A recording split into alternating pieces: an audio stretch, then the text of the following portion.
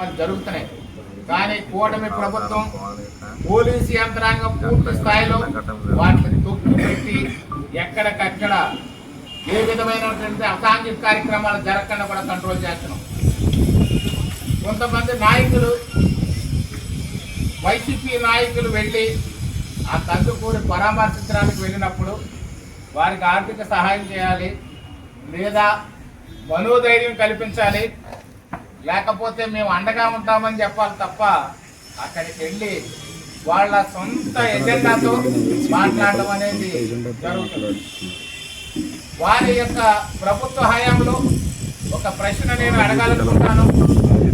ఎక్కడైనా ఏదైనా ఇలాంటి హత్యలు జరిగినప్పుడు కనీసం దాని గురించి మాట్లాడారా అని నేను ఒకసారి ప్రశ్నిస్తున్నాను.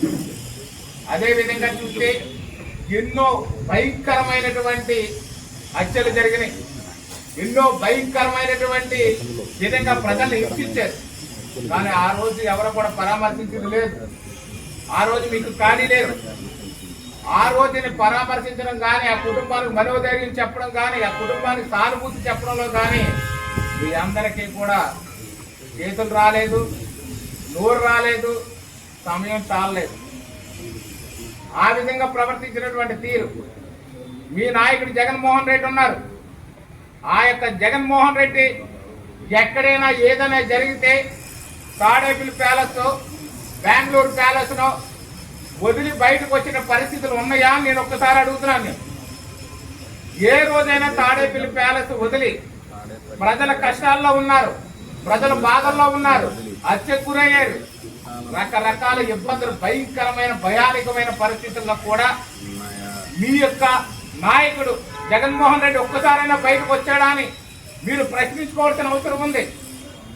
అదే విధంగా చూస్తే ఎన్ని విపత్తులు ఎదురైనా కానీ ఒక్కరోజు కూడా బయటకు రాలేదు. ప్రజా పరిపాలన గాలికి వదిలేశారు. అలాంటిది ఇప్పుడు ప్రజలు గుర్తుకొచ్చారు మీకు. అదే విధంగా చూస్తే మాజీ ఇరిగేషన్ శాఖ మంత్రులు అంబటి